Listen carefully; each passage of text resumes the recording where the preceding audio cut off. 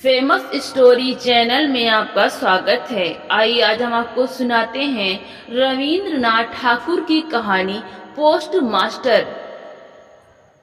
काम शुरू करते ही पहले पोस्ट मास्टर को उल्लापुर गांव आना पड़ा। गांव बहुत साधारण था।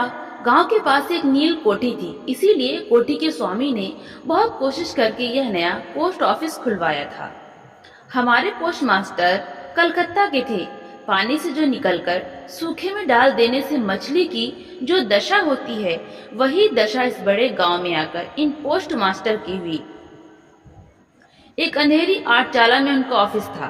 पास ही काई से घिरा एक तालाब था, जिसके चारों ओर जंगल था। कोठी में गुमाश्ते वगैरह जितने भी कर्मचारी थे, उन्हें अक्सर फुर्सत नहीं रहती थी। ना वे शिष्ट जनों से मिलने जुलने योग्य ही थे। खास तौर से कलकत्ता के बाबू ठीक तरह से मिलना जुलना नहीं जानते। नई जगह में पहुंचकर वे या तो उद्वत हो जाते हैं या अप्रतिभ, इसलिए स्थानीय लोगों से उनका मेल जोल नहीं हो पाता। इधर काम भी ज्यादा नहीं था। कभी कभी एक आध कविता लिखने की कोशिश करते, उनमें इस प्रकार के भाव व्यक्त करते। दिन भर तरु पल्लवों का कंपन और आकाश के बादल देखते देखते जीवन बड़े सुख से कट जाता है। लेकिन अंतर्यामी जानते हैं कि यदि अलिफ लैला का कोई दैत्य आकर एक ही रात में तरु पल्लव समेत इन सारे पेड़ पौधों को काटकर पक्का रास्ता तैयार कर देता और पंक्तिबद्ध अट्टालिकाओं द्वारा बादलों को दृष्टि से ओझल कर देता, तो ये मृत प्राय भद्र वंशधर नवीन जीवन लाभ कर लेता।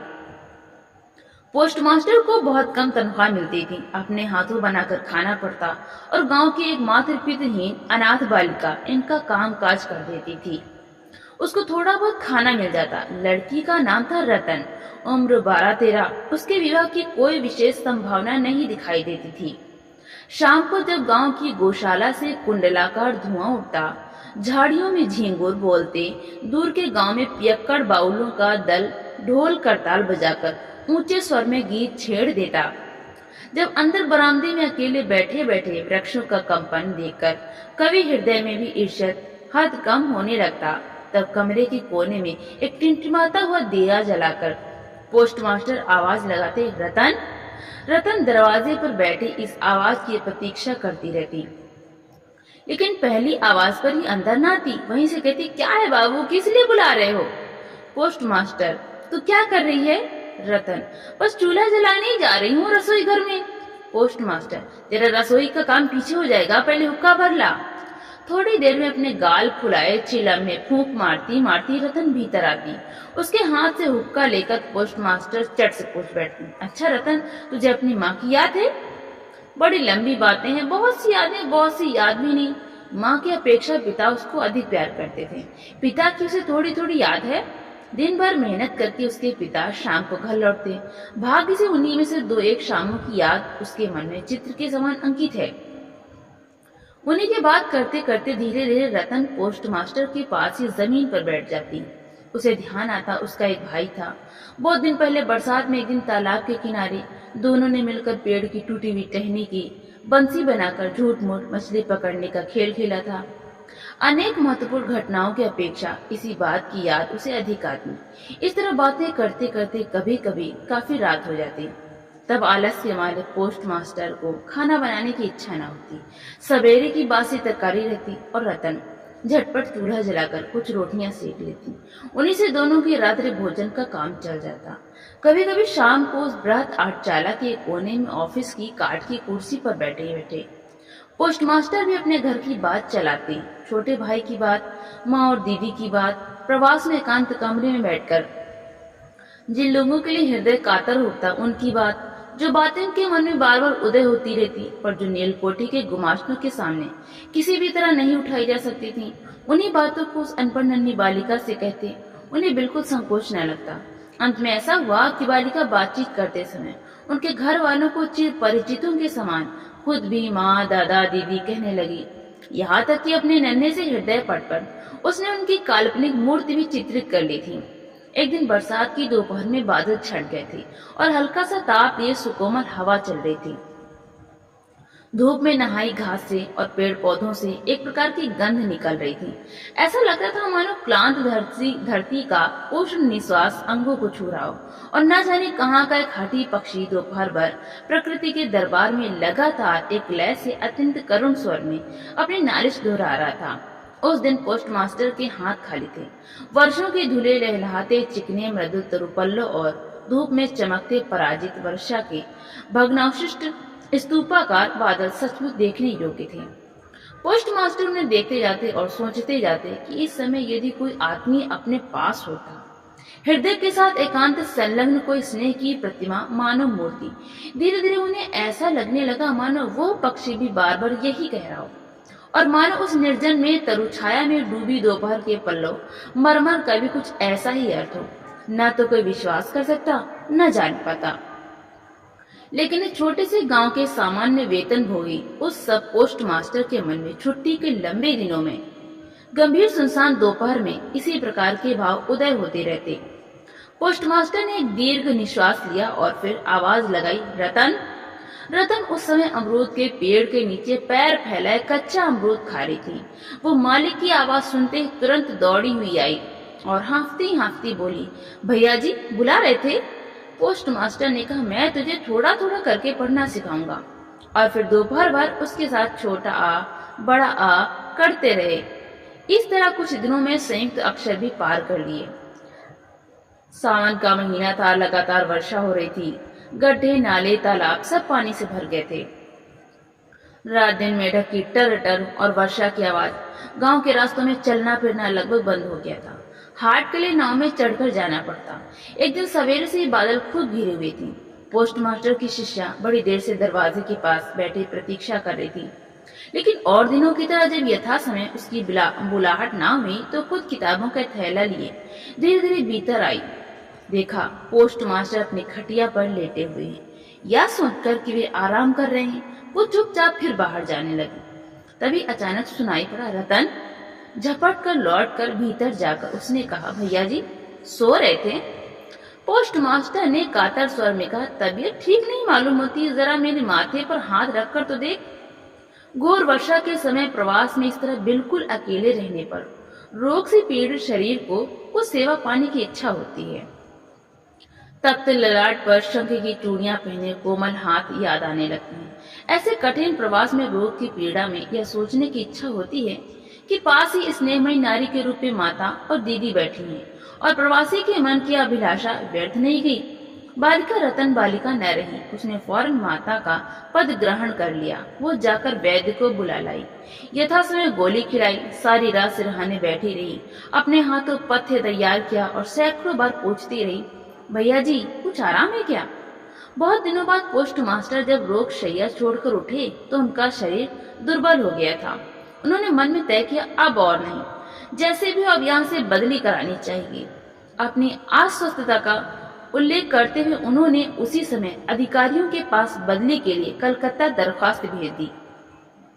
रोगी की सेवा से छुट्टी पाकर रतन ने दरवाजे के बाहर फिर अपने स्थान पर अधिकार जमा लिया। लेकिन अब पहले की तरह उसकी बुलाहट नहीं होती थी। वो बीच बीच में झांक कर देखती। पोस्टमास्टर बड़े ही अनमने भाव से या तो कुर्सी पर बैठे रहते या खाट पर लेटे रहते। जिस समय इधर रतन बुलाहट की प्रतीक्षा में रहती, वे अधीर होकर अपनी दरख्वास्त के उत्तर की प्रतीक्षा करते रहते। दरवाजे के बाहर बैठे रतन ने हजारों बार अपना पुराना पाठ दोहराया। बाद में यदि किसी दिन सहसा उसकी बुलाहट हुई तो उस दिन कहीं उसका संयुक्त अक्षरों का ज्ञान गड़बड़ न हो जाए, इसकी उसे आशंका थी। आखिर लगभग एक सप्ताह के बाद एक दिन शाम को उसकी पुकार हुई। कांपते हृदय से उसने भीतर प्रवेश किया और पूछा, भैया जी मुझे बुलाया था? पोस्टमास्टर ने कहा, रतन मैं कल ही चला जाऊंगा। रतन, कहाँ चले जाओगे भैया जी? पोस्टमास्टर, घर जाऊंगा। रतन, फिर कब लौटोगे? पोस्टमास्टर, अब नहीं लौटूंगा।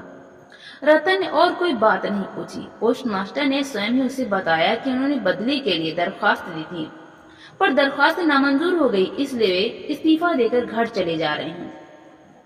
बहुत देर तक दोनों में से किसी ने और कोई बात नहीं की। दिया टिमटिमाता रहा और घर के जीर्ण छप्पर को भेदकर वर्षा का पानी मिट्टी के सकोरे में टप टप करता टपकता रहा।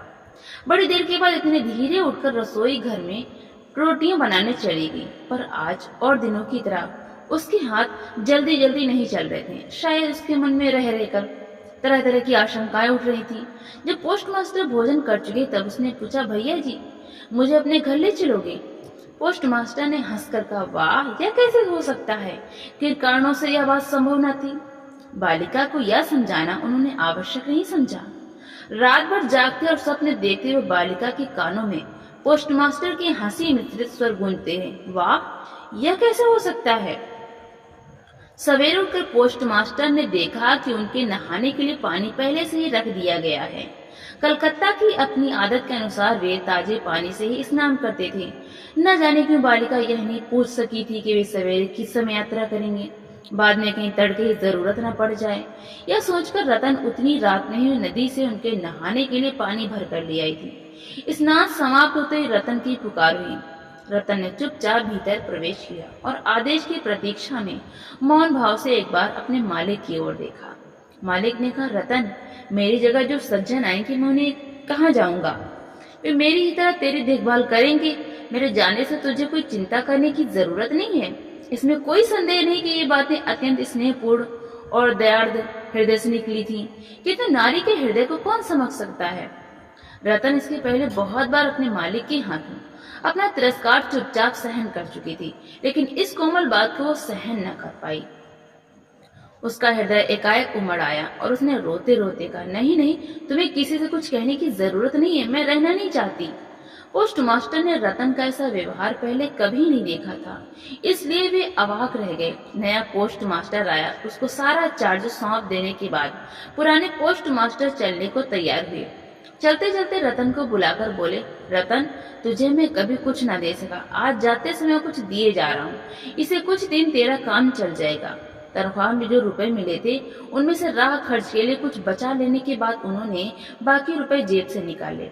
यह देखकर रतन धूल में लौटकर उनके पैरों से लिपट कर बोली, भैया जी, मैं तुम्हारे पैरों पड़ती हूँ, मेरे लिए किसी को कोई चिंता करने की जरूरत नहीं।